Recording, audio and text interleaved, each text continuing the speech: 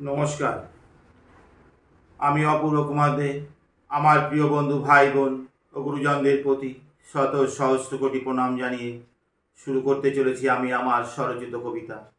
আজ যে স্বরচিত কবিতাটি পাঠ করে শোনাব, কবিতাটির নাম দিয়েছি উথাল পাতাল সাগর নদী। উথাল পাতাল সাগর নদী করে উথাল পাতাল জল, জুবিন গর্গের জীবন ছিনিয়ে নিয়ে দুঃখে কাঁদে যাদের মন। গায়ক নায়ক নেই, কিছু নেই, জলের ধর্ম জলের কাছে। বিপদ যখন আসে জীবনে, যেথা খুশি সেথা পথে ঘাটে। সাগর গর্বে দেখতে গিয়ে জুবিন চিরবিদায় নিয়ে, দোষ দিও না তোমরা সকল, দুঃখ মোদের দিয়ে। তোমাদের দুঃখে দুঃখী আমরা, উথাল পাতাল জল সাগর।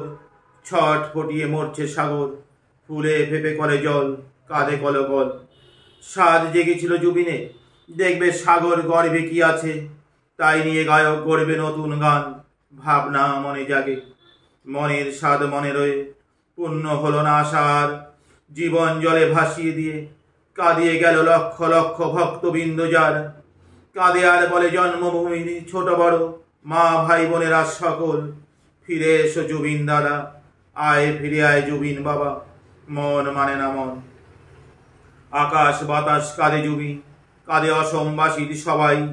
আয় না ফিরে একটিবার, কে নেবে তোকে সাধ্য কারো নাই। অগোচরের সাগর গর্বে একাপে, চোরের মতন ছিনিয়ে যে নেয় জীবন। কাপুরুষ ছাড়া আর কি হতে পারে। হও বীর, ফিরিয়ে দাও অসমবাসী মহামূল্যবান ধন।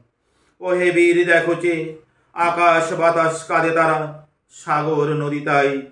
বিশ্ববাসী দুঃখী কত, অসমবাসী দুঃখের সীমা নাই। নমস্কার।